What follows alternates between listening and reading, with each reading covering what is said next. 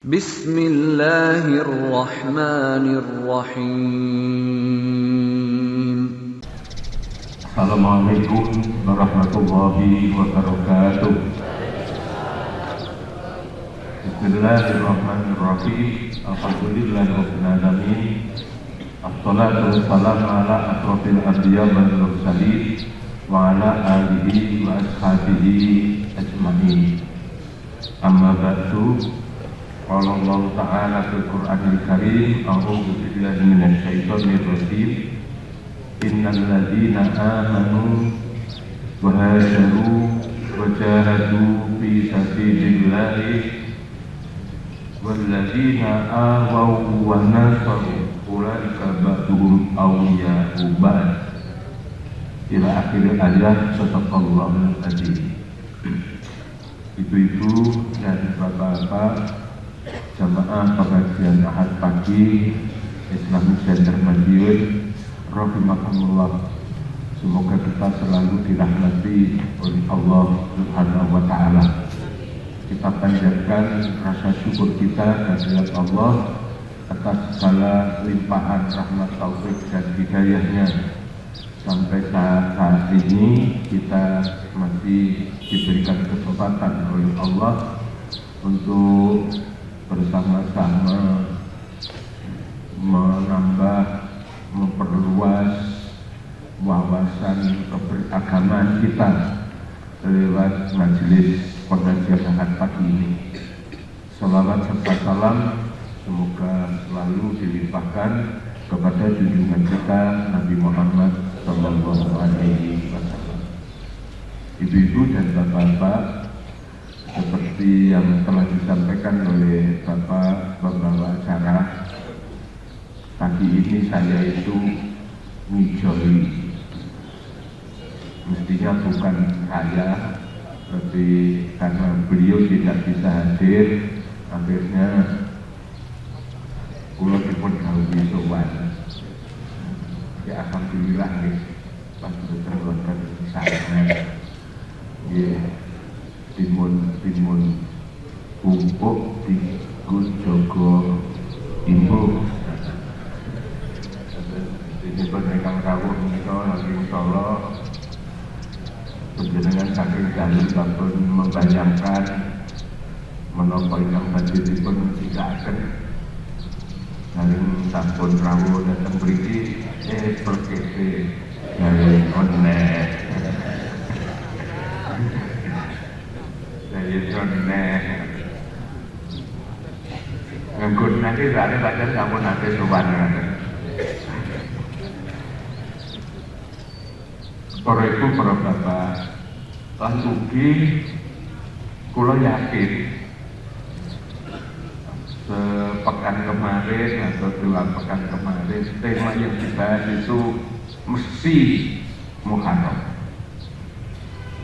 Kemudian kita baru memasuki tahun baru, yaitu tahun Islam 1440 Hijriah. Hari ini hari Ahad tanggal 30 September 2018 itu bertepatan dengan tanggal pinten Bu? Tanggal pinten Bu? WDW lali. Tanggal 20 Muharram 1440 Hijriah. Mau sakit matur ngeten iki kalau mau ningali tanggalan.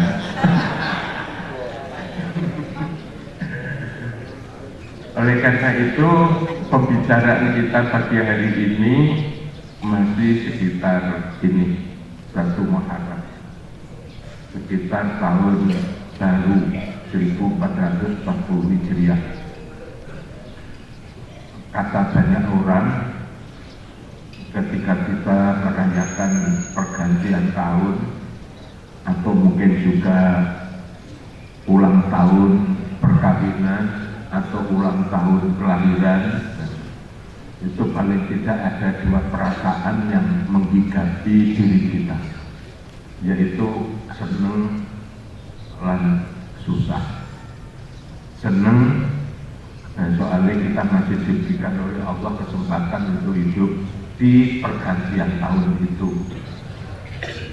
Artinya Allah memberikan kesempatan kepada kita, kalau toh itu bisa kita tangkap, untuk memperbaiki kehidupan kita, untuk selalu seperti yang terdapat di dalam surat Al-Hasr, ya ayyuhalladzina amanu taqullah wal tanzur nafsun ma qaddamat lighad.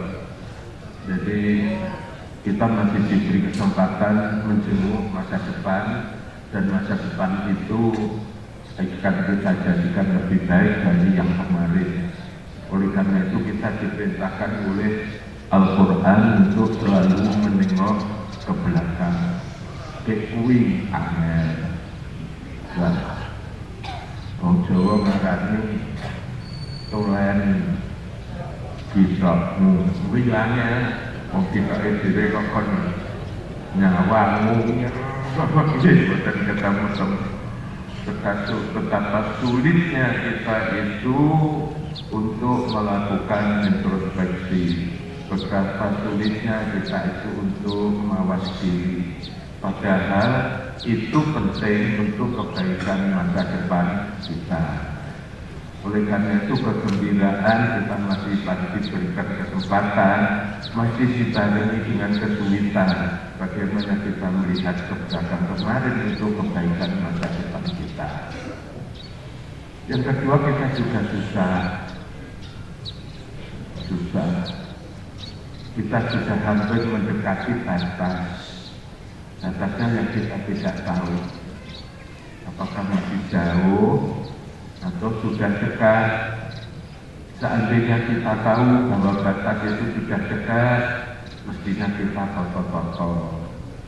Tapi rasanya kita itu masih meminta terus, Allahumma tawwil umurana.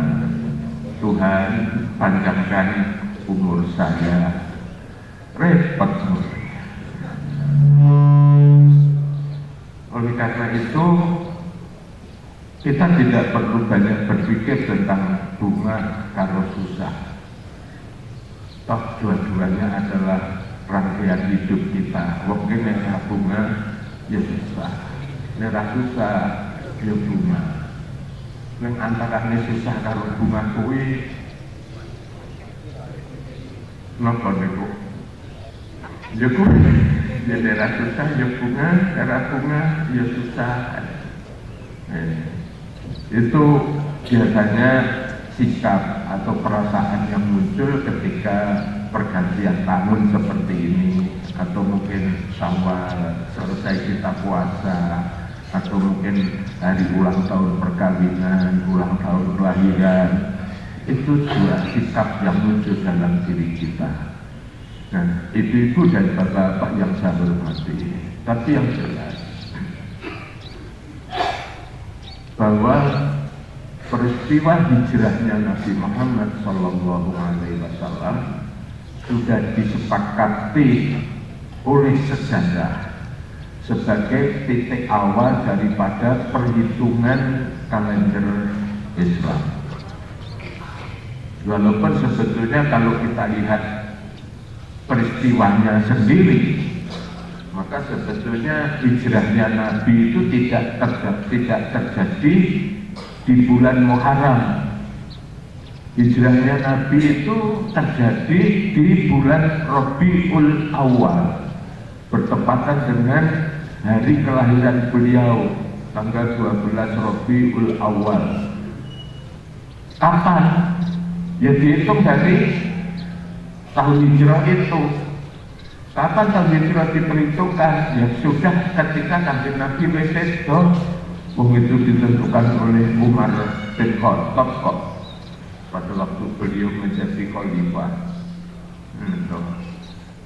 Ketika dia mengutus atau mengirim surat kepada salah seorang gubernurnya, kemudian tidak terdapat tanggal, kemudian dibalas oleh gubernur yang ada di Mesir itu untuk baru mengatakan siapa ya? Mu'ad bin Jabal, kalau saya tidak salah. dan mengatakan menjawab surat Anda yang tidak tertanggal. Itu akhirnya pikir kemudian mengadakan sidang bersama teman-teman sahabat yang lain. Ada yang usul ditetapkan berdasarkan hari kelahiran Nabi. Sebagian mereka berpendapat, mengapa kita harus mengambil hitungan tahun dengan mempertimbangkan kelahiran Nabi? Wong Nabi lahir itu seperti kita juga kok. Nabi lahir kan dari ibu yang punya bapak, punya suami. Berbeda dengan Nabi Isa. Nabi Isa itu lahir, dia tidak berbapak, dan itu atas kehendak Allah. Oleh karena itu kelahiran Muhammad tidak istimewa. Mengapa itu dijadikan ukuran tahun? Ada yang usul Isra Mi'rajnya Nabi itu juga tidak terlalu penting menurut mereka. Akhirnya ada satu pemikiran, baiklah, hijrahnya Nabi dari Makkah ke Madinah sebuah peristiwa yang luar biasa yang itu dijadikan sebagai standar perhitungan kalender Islam. Walaupun saya katakan tadi hijrahnya sendiri itu tidak terjadi di bulan Muharram, tapi terjadi di bulan Rabiul Awal. Ada motivasi atau latar belakang mengapa Nabi itu diperintahkan hijrah oleh Allah Subhanahu wa Ta'ala dari Makkah ke Madinah. Kan sebetulnya kepindahan atau hijrahnya Muhammad dari Mekah ke Madinah itu sudah merupakan peristiwa yang ketiga dari proses hijrahnya Nabi. Yang pertama itu Nabi hijrah itu ke Abyssinia, Di sana berdiri seorang raja, yaitu Raja Najasyi. Ini seorang Kristen. Mereka beranggapan bahwa sebetulnya antara Islam dengan Kristen itu tidak jauh berbeda. Menuhankan yang satu, melakukan amal perbuatan yang baik, menghormati orang tua dan lain sebagainya, sehingga diharapkan orang-orang Islam yang datang dari Mekah itu bisa hijrah ke Abyssinia ini dan diterima dengan baik oleh Raja Najasyi. Ketika itu orang-orang kafir Quraisy khawatir kalau seandainya orang-orang Islam yang pindah ke Abyssinia ini bisa membangun kerjasama dengan Najasyi, maka pada saatnya nanti akan kembali ke Mekah dan akan menghancurkan orang-orang kafir Quraisy. Abu Lahab dan Abu Jahal ini betul-betul merasa tidak enak dengan kerjasama antara orang Islam dengan orang Abyssinia. Akhirnya orang-orang kafir Quraisy mengirimkan utusannya menemui Najasyi yang menginformasikan berbalik dengan kenyataan bahwa Islam itu diawali dengan pedang, kemudian tangan kirinya Al-Quran.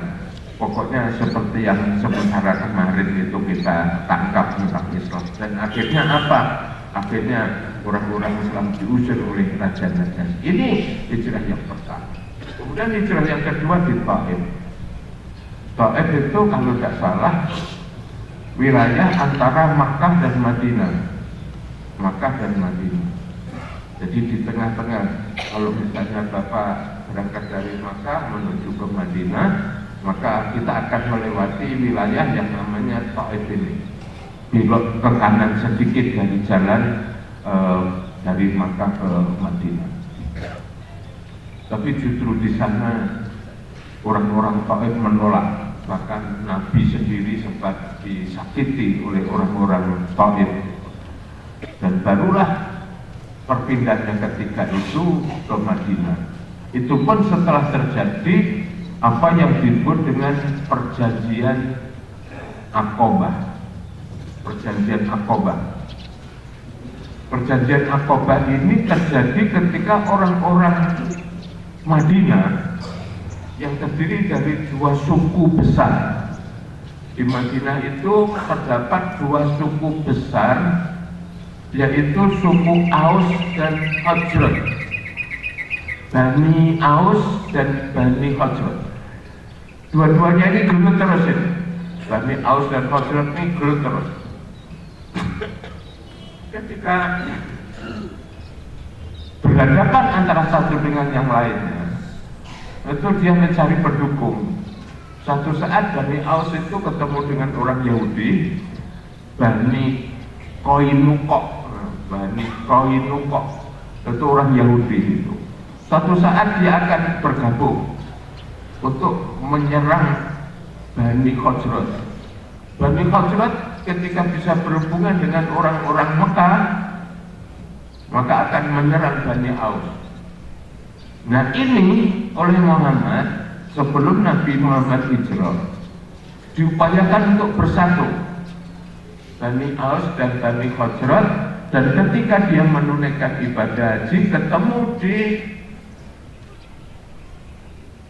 tempat Jamarat yang awal, Jamarat pertama Aqabah. Di sekitar Jamarat Aqabah itulah ditandatangani perjanjian antara Nabi Muhammad SAW dengan Bani Aus dan Khazraj ini.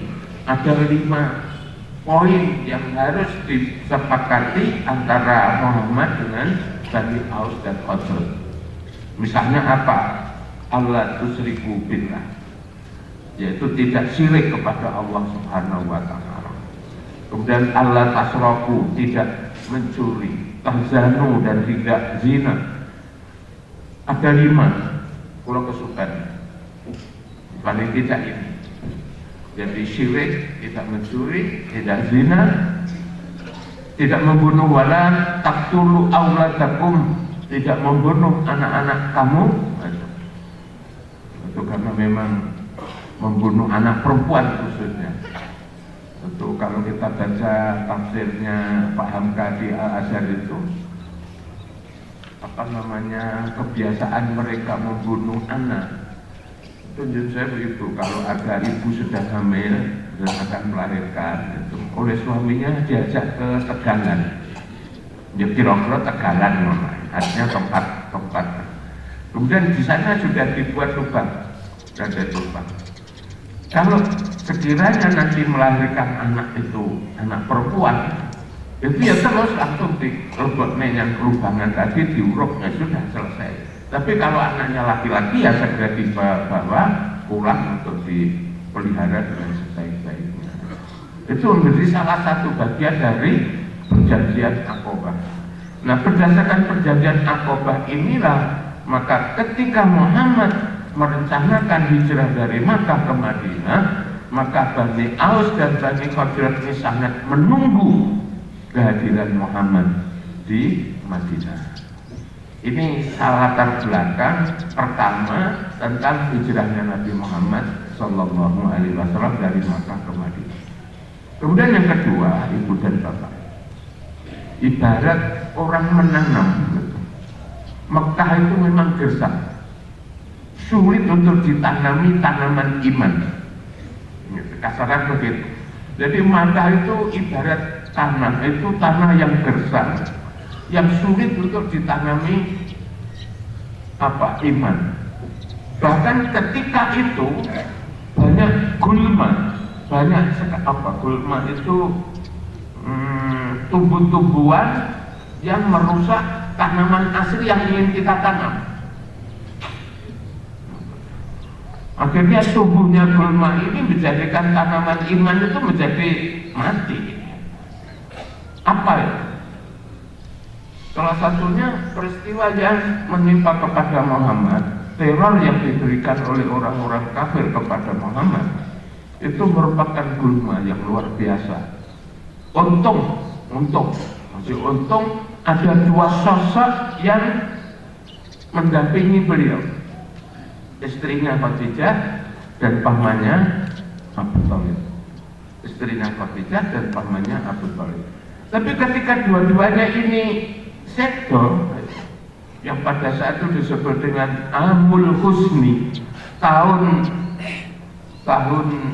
kesusahan, ini semakin besar ini gulma ini, makin besar, dan akhirnya tanaman iman itu semakin mati, makin mati. Kalau diibaratkan sebagai tanaman iman. Jadi orang-orang itu mengatakan bahwa memang Makkah itu sangat gersang untuk ditanami iman. Dan ketika sudah terjadi perjanjian Aqabah, kita berharap Madinah itu menjadi lahan yang sangat subur untuk penanaman iman ini. Maka disepakatilah Nabi Muhammad SAW pindah ke Madinah. Ini yang kedua. Jadi yang pertama tadi kita mencoba mengungkap isi hati kita. Kalau pergantian tahun susah, senang, ya permasalahannya seperti itu. Kemudian yang kedua kita masuk ke dalam hijrah. Kemudian yang ketiga, ibu-ibu dan bapak Ansarul Masjid, efek daripada hijrah ini. Jadi kita maju sedikit, 2 tahun setelah Nabi hijrah, itu terjadi peperangan yang disebut dengan Perang Badar. Perang Badar. Umat Islam yang ikut berperang waktu itu sekitar 300-an, 300 orang. Kemudian orang kafir itu 3.000. 300 itu katanya 10%-nya. Jadi kalau 100%-nya kan 3.000 orang. 300 orang ini itu belum disebut tentara. Nabi tidak pernah melatih perang seperti militer waktu itu. Yaitu pokoknya orang yang jahadu, orang yang memang punya semangat untuk berjihad. Walaupun dia tidak punya latar belakang militer, bisa jadi juga tidak memiliki strategi bagaimana kita harus berperang. Dan memang perang pada waktu itu adalah face to face, hadapan antara orang yang satu dengan orang yang lain, sehingga di sini tidak dibutuhkan strategi yang kira-kira seperti strategi militer sekarang, mungkin cuma keberanian, ya saya salah. Dan keberanian itu dilandasi nek kowe mati surga, itu akhirnya beraninya juga luar biasa. 300 orang inilah sebetulnya yang menjadikan bibit unggul di dalam pengembangan Islam setelah Nabi Muhammad hijrah ke Madinah.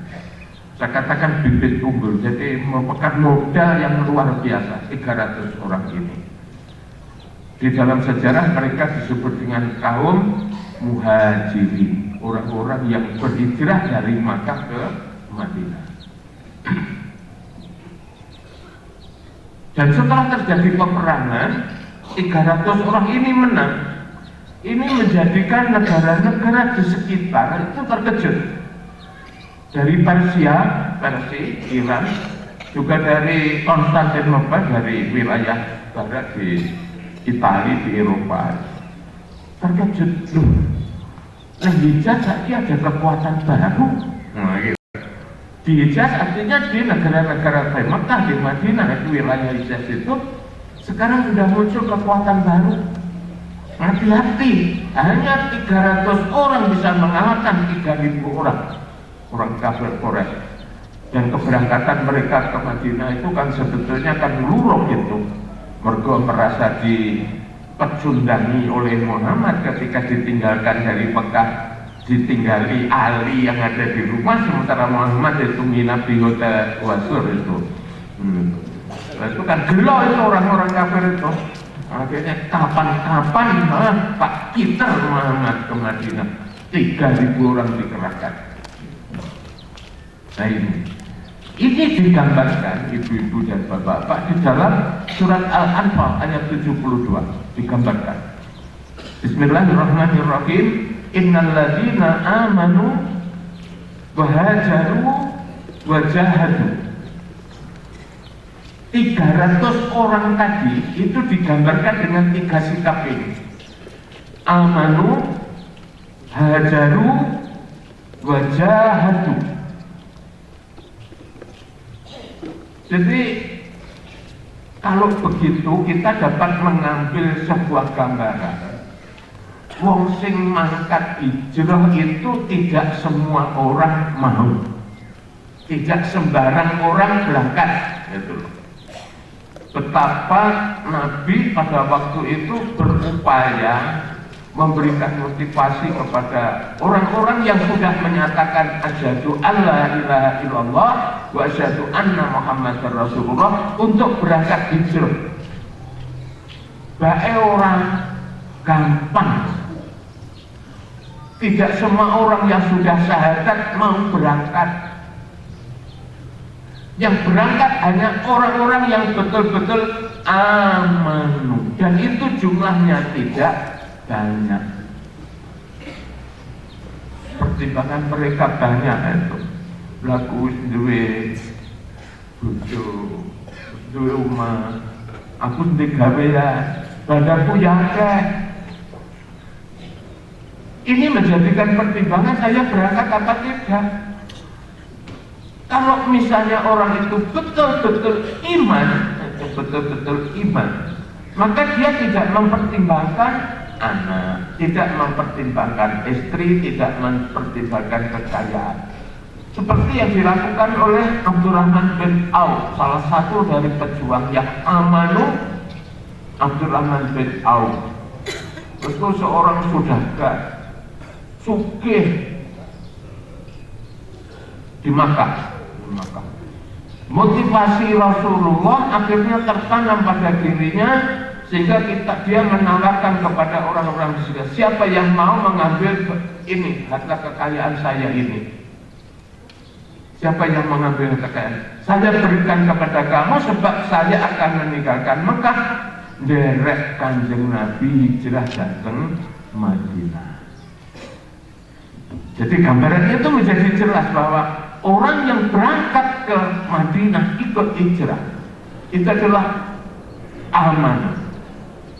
Nah, amanu itu pernah kulaturasi datang penjenengan.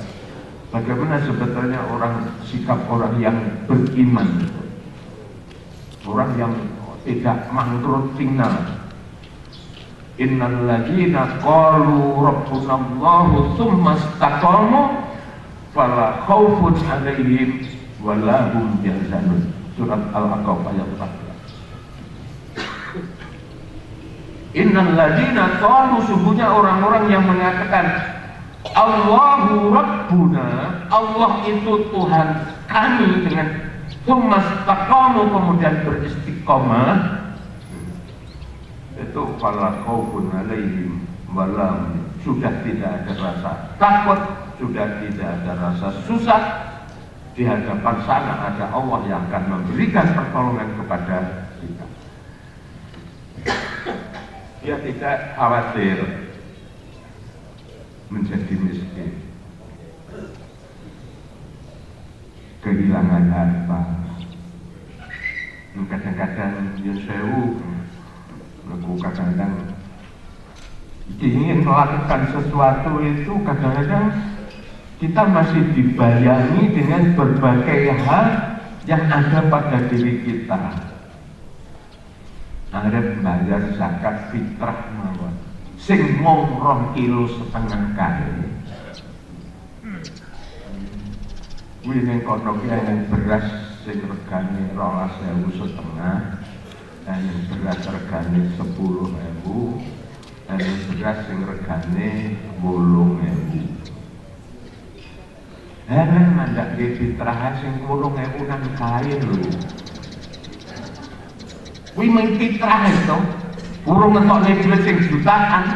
Kuwi sing mung 12.000 sak kilo, 12.000, 10.000, 8.000 arep nggih zakat fitrah. Mandak iki ngono, ngene iki ngene, mandak mung nggih zakat fitrah cukupno sing 8.000-an kae lho. Ini apakah ukuran iman itu sampai di situ? Padahal lantanalul birra hatta tunfiqu mimma tuhibbun. Kamu belum memperoleh kebaikan sebelum kamu menafkahkan apa yang benda yang kamu cintai. Yang saya punya, Oleh karena itu hijrah dari Makkah ke Madinah itu tidak sebanding dengan bayar 12.000 apa 8.000. Kalau kita masih mikir nih 12.000 karo 10.000 kayak zaman Kanjeng mesti panjenengan ora bakal pindah hijrahnya Madinah. Yo sewu niki. Ini oleh karena itu ayat ini diawali innalladzina amanu, hanya orang-orang yang beriman. Kemudian ditambah wahajaru, kemudian setelah iman itu mereka hijrah dari Makkah ke Madinah. Setelah pindah dari Makkah ke Madinah kemudian perang Badar, wajahadu, berperang melawan orang-orang kafir.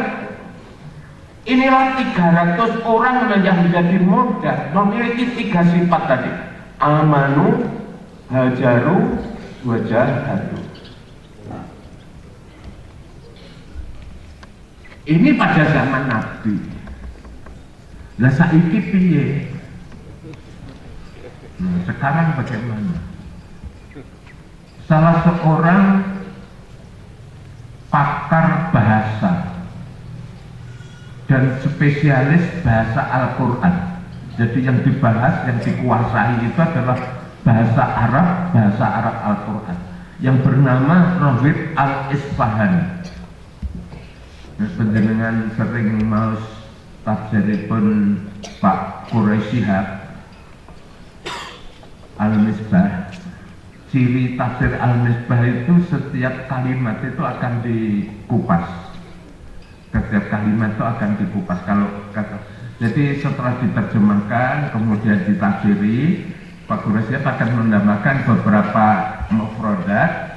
Kemudian mufradat itu dikupas. Salah satunya sering mengutip pendapat dari Raghib Al-Isfahani, karena memang beliau adalah seorang pakar bahasa, khususnya bahasa Al-Quran. Ketika menjelaskan tentang kata hijrah, Raghib Al-Isfahani, ketika menjelaskan tentang hijrah, ini sebetulnya ada dua pengertian. Yang pertama pengertian hakiki atau hijrah dalam pengertian fisik hakiki. Kemudian yang kedua, menurut Raghib Al-Isfahani, ada pengertian hijrah itu dalam pengertian non fisik atau bukan hakikat hijrah itu sendiri. Kalau fisik itu memang hijrahnya Nabi dari Makkah ke Madinah. Tapi kalau dalam pengertian non fisik seperti yang dikatakan oleh Nabi itu, yang mengatakan bahwa al-muslimu man salimal muslimuna min lisanihi wa yadihi wal muhajiru man wal muhajiru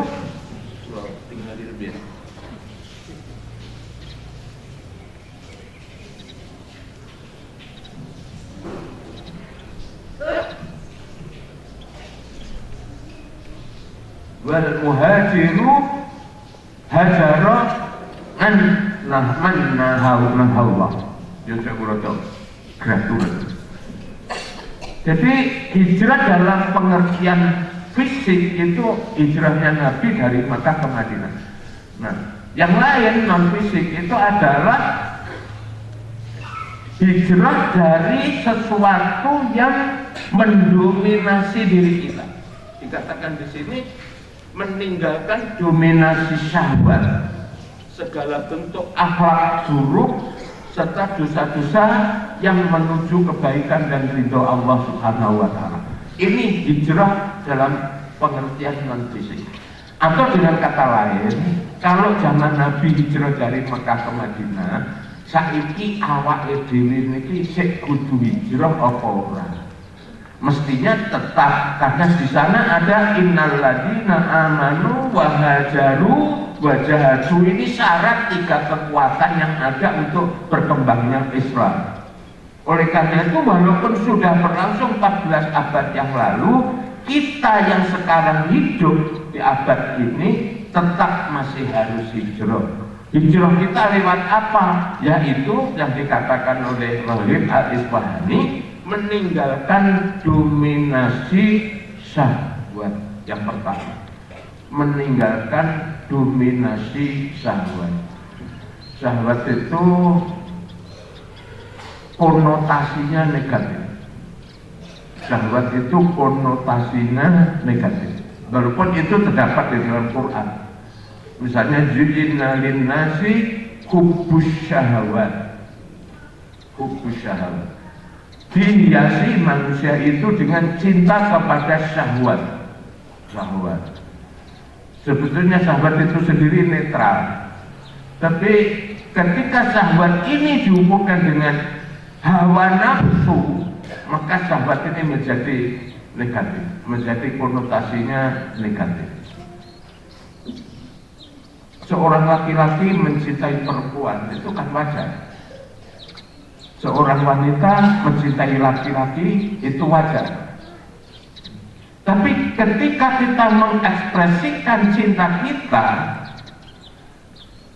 laki-laki kepada perempuan, perempuan kepada laki-laki sesuai dengan syahwat, maka itu menjadi tidak baik. Oleh karena itu Islam mengatur untuk melampiaskan, mengekspresikan syahwat, diaturlah pernikahan. Nah ini sebetulnya ibarat gelas itu.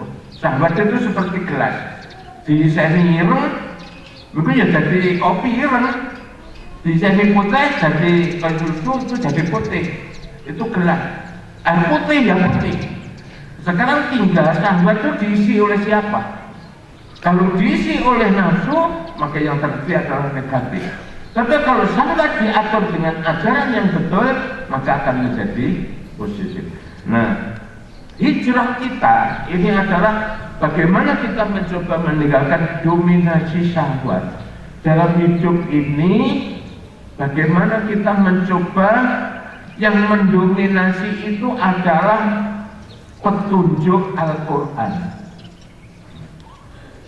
Bagaimana hidup ini dipandu oleh Al-Quran. Wonten surat Al-A'raf ayat 9 Allah mengatakan, Inna hadzal Qur'ana yahdi lillati hiya aqwam wa yubashshirul mu'minina alladziina ya'maluna ash-shalihati anna lahum ajran kabiran. Inna hadzal Qur'an, sesungguhnya Quran ini, kalau sampai nanti matur datang penjenengan di kesempatan yang lain. Kata Al-Quran itu kalau berhubungan dengan isim isyarah, isim isyarah itu isim penunjuk itu mesti isim isyarahnya hada. Kemudian pada sih di 30 juz itu kata Al-Quran kok gandeng karo isim isyarah itu mesti hada. Inna hadzal Qur'ana, sungguhnya Quran ini mengandung makna ya supaya kita dekat dengan Al-Quran itu aja sebetulnya. Karena menggunakan kata ini gitu ya.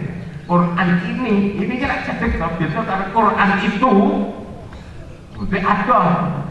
Tapi kalau Quran ini maka berarti kita itu harus dekat dengan Allah. Bukan dekat dalam pengertian dikeloni terus Al-Quran itu tidak. Ya kita pahami hidup ini dipandu, dibimbing oleh Al-Quran, tidak didominasi oleh syahwat. Itulah sebetulnya itu hijrah kita itu. Orang yang sering lengah dari Al-Quran, maka biasanya juga sering melakukan perbuatan-perbuatan yang tidak dipandu oleh Al-Quran. Walaupun dia sendiri mengatakan sebenarnya dia seorang Muslim Islam, tapi kalau waktu-waktu selalu didominasi oleh nafsu kita, hasrat pada kita, ya itu yang terjadi. Terus terang aja loh bapak-bapak ibu-ibu, orang-orang yang terseret mengguni kono kae itu justru mayoritas kan ya orang Islam. Insyaallah. Apa yang mergo kadang-kadang mikir ya, Lombok orang sampai gada ketiban Palu. Kayak orang di sini. Terus kadang terus mikir bagaimana terus ngendi ya. Bukan tidak mungkin. Ini peringatan dari Allah Subhanahu wa Ta'ala. dalam menyikapi sebuah musibah itu kan bisa jadi itu ujian, bisa jadi itu peringatan dari Allah Subhanahu wa Ta'ala. Sudah banyak orang-orang kita, ya kita introspeksi kepada orang Islam aja lah, tidak kepada sebagian yang kena itu yang Islam kafir. Itulah kira-kira. Ini kok jalan ke kokono manusia kok. Jadi kembali kepada sikap orang hijrah tadi itu, amanu, hajaru, wajahadu, dan berjihad gitu. Oleh karena itu kalau pada waktu itu amanu, hajaru, wajahadu, sekarang juga amanu, hajaru, wajahadu dalam versinya yang lain, yaitu pertama, meninggal hidup ini jangan dikuasai oleh syahwat, meninggalkan dominasi syahwat dalam kehidupan kita. Pripun niki monggo nek kudu banyak zikir eling marang Gusti Allah. Terus zikir ki yo gampang, yo angel. Pikarane angel sampai Nabi itu zikir ya senajan ngomong zikir itu. Nabi itu sempat wasiat kepada salah seorang sahabatnya tercinta, Mu'adz bin Jabal itu wasiat kepada usika ya Mu'adz, aku berwasiat kepada engkau Mu'adz, la tada'anna fi kulli duburi sholatin taqulu Allahumma a'inni ala dzikrika wa syukrika wa husni ibadatika. Itu wasiatnya Kanjeng Nabi kepada Mu'adz. Itu masih diawali dengan wallahi la uhibbuka, demi Allah aku tresno tenan yang kowe Mu'adz, mula aku usika, aku wasiat marang kowe la tada'anna, sekali-kali kamu jangan meninggalkan fi kulli duburi sholatin, setiap selesai sholat takul engkau berdoa Allahumma a'inni, tolong Tuhan, tolonglah kepada saya, tolonglah saya, dan minta kepada Tuhan untuk Tuhan memberi pertolongan. Untuk apa? Ala zikrika, selalu ingat kepada engkau, wa syukrika, mensyukuri nikmatmu, wa husni ibadatika, dan memperbaiki ibadahmu. Artinya 3 hal ini sulit. Zikir itu sulit, syukur itu sulit, dandani ibadah itu sulit, gampang diunekne ning angel dilakoni. Penak to, kowe iki kok sing zikir to. Penak zikir. Ning zikir ki kapan? Apa yang korban sholat? Ya tidak. Di dalam surat Al-Imran itu dikatakan zikir itu alladzina yadhkurunallaha qiyaman wa qu'udan wa 'ala junubihim. Ketika kamu berdiri, ketika kamu duduk, ketika kamu berbaring, ora korban sholat. Nek panjenengan ngadeg masak, tegese ya kudu zikir. Panjenengan ngadeg dodolan, ya kudu zikir. Panjenengan ngadeg macul, ya kudu zikir. Iya. Jadi nek pas lungguh neng kantor, tanda tangan kwitansi, kudu zikir.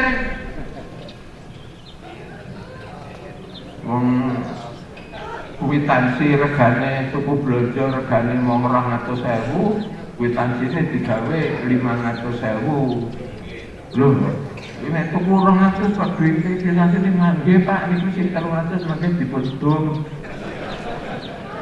Nek panjenengan zikir mestine ora ditandatangani. Nek panjenengan tanda tangan, panjenengan mboten zikir.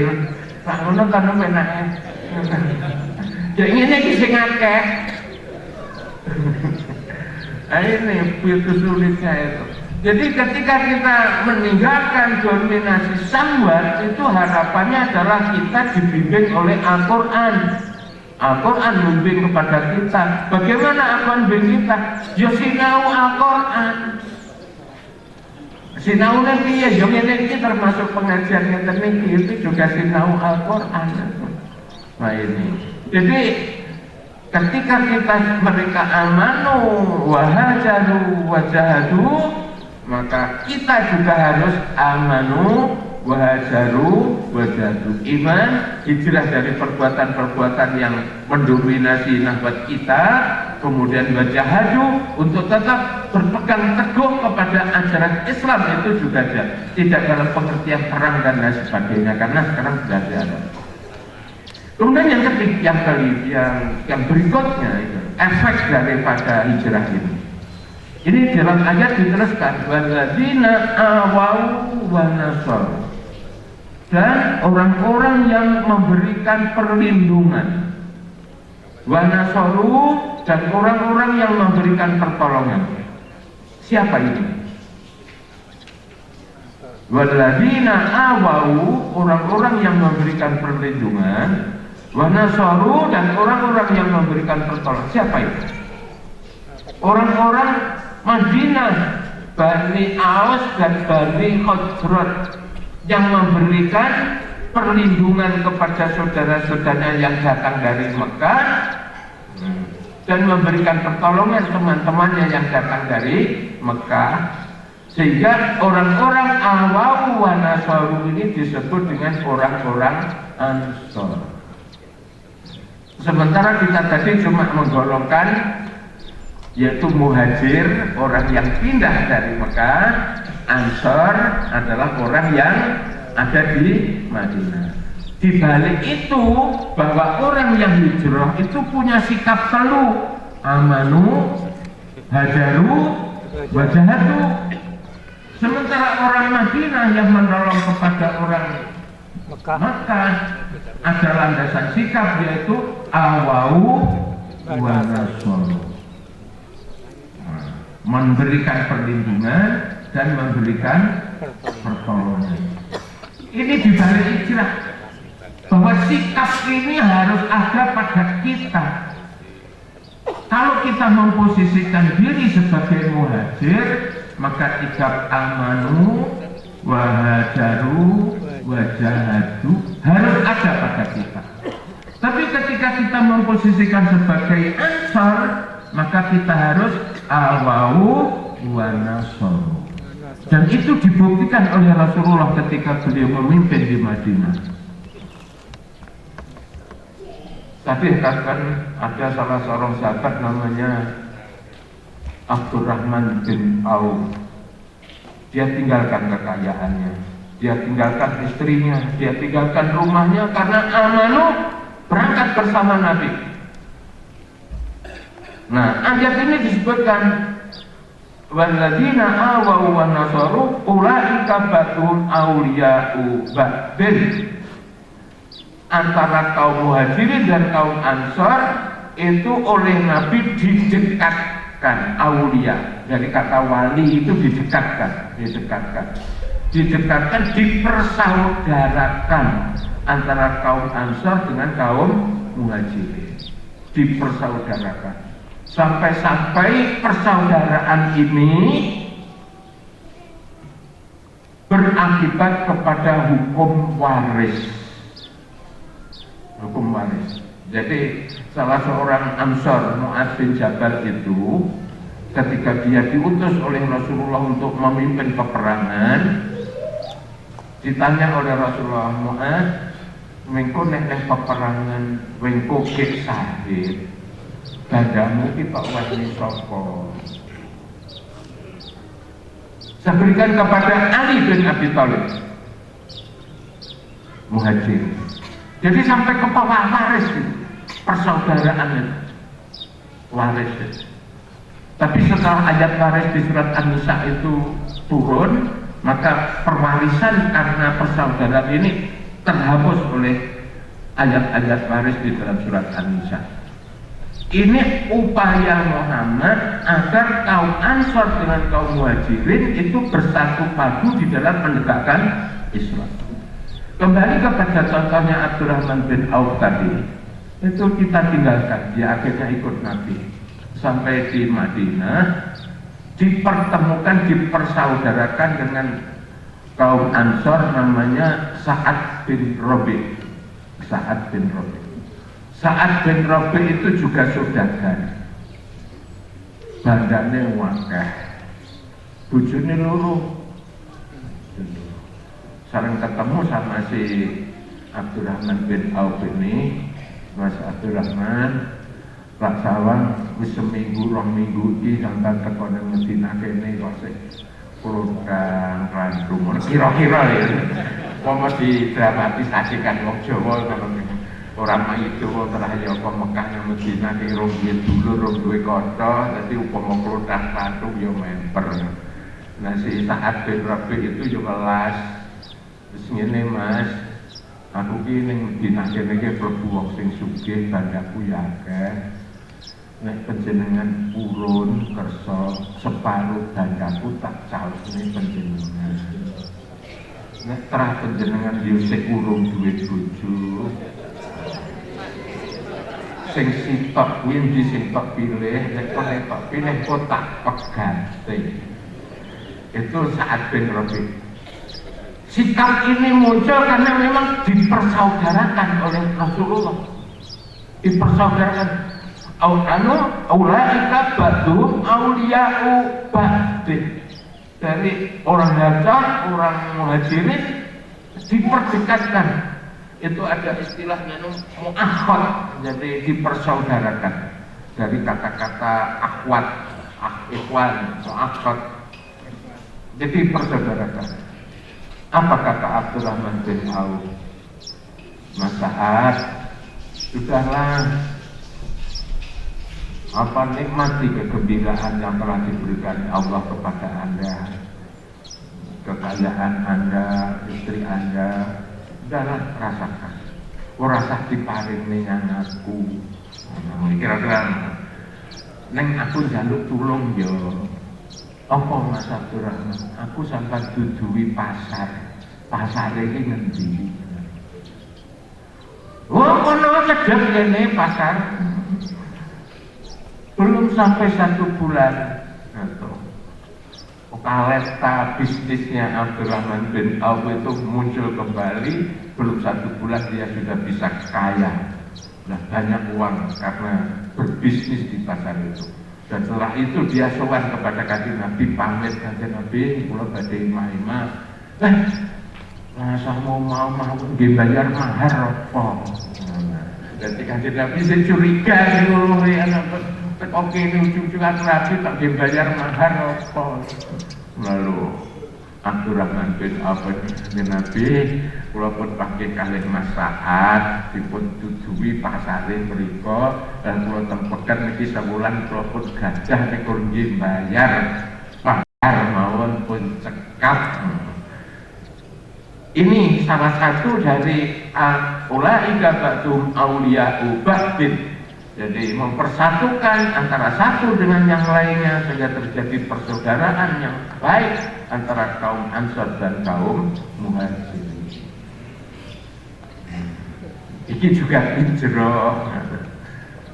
Kadang-kadang awake dhewe iki perkara kuno menika dadi masalah. Perkara Allah mabangi masalah padahal dikaji tenan.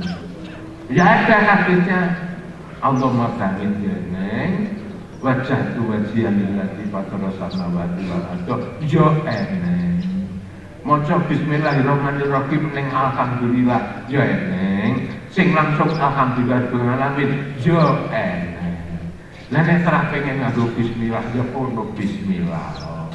Nek ora pengen yo makat tau nganggo alhamdulillah. Ngono nyapa terjadi kok mesti.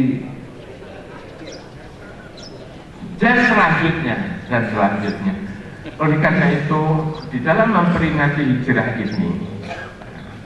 ini kita tetap harus berhijrah sampai sekarang. Bahkan sampai kita meninggal, kita tetap harus berhijrah. Hijrah kita adalah bukan hijrah dalam pengertian dari satu tempat ke tempat lain, tetapi adalah awal dari perjuangan adalah amanu wahajaru wajahadu. Di sisi lain awau wa nasaru. Bentuknya adalah tinggalkanlah dominasi hawa nafsu yang ada pada diri kita, kemudian perbuatan-perbuatan yang buruk juga kita tinggalkan dan kita upayakan dengan perbuatan-perbuatan yang lebih baik. Itu dalam pengertian hijrah yang sekarang. Oleh karena itu kalau sekarang kita masih bicara hijrah, karena memang kita masih tetap harus hijrah. Ngaten nggih, mugi-mugi yang seketene wonten dinalan sampun pas pukul 7 kurang dikasih. Kita akhiri dengan bersama-sama mengajarkan doa kepada Allah Subhanahu wa Ta'ala. Semoga apa yang kita lakukan saat ini mendapat ridho dari beliau dan ilmu yang kita peroleh bermanfaat untuk kehidupan kita. A'udzubillahi minasyaitonirrajim. Bismillahirrahmanirrahim. Alhamdulillahirabbil alamin. Hamdash syakirin hamdan na'imin. Hamdan wa bin'amah wa yukafi mazidah. Ya Rabbana lakal hamdu kama yanbaghi li jalali wajhikal karim wa azimi sultanik. Allahumma shalli ala Muhammad wa ala ali Muhammad kama shallaita ala Ibrahim wa ala ali Ibrahim wa barik ala Muhammad wa ala ali Muhammad kama barakta ala Ibrahim wa ala ali Ibrahim innaka Hamidum Majid. Allahumma anta rabbana la ilaha illa anta khalaqtana wa nahnu abduka wa nahnu ala ahdika wa ahdika mastata'na wa na'udzu bika min syarri ma sana'na wa natu'u laka bi ni'matika 'alaina wa natu'u bi dzunubina faghfir lana fa innahu la yaghfiru dzunuba illa anta. Allahumma arzuqna hubbaka wa man ahabbaka wa hubba ma yuqarribuna ila hubbika waj'al hubbaka ahabba ilaina minal ma wal jannah. Allahumma a'inna ala dzikrika wa syukrika wa husni ibadatika. Allahumma asrih lana dinana alladzi wa ismatu amrina wa asrih lana dunyana allati fiha ma'asuna wa asrih lana akhiratana allati ilaiha ma'aduna wa ja'al hayata ziyadatan lana fi kulli khairin wa ja'al mauta rahatan lana min kulli syarrin. Rabbana atina fid dunya hasanah wa fil akhirati hasanah wa qina adzabannar wa adkhilna jannata man abrar ya aziz ya ghaffar ya rabbal alamin. Subhana rabbika rabbil izzati amma yasifun wa salamun alal mursalin alhamdulillahi rabbil alamin. Nasrun min Allah wa qarib. Assalamualaikum warahmatullahi wabarakatuh.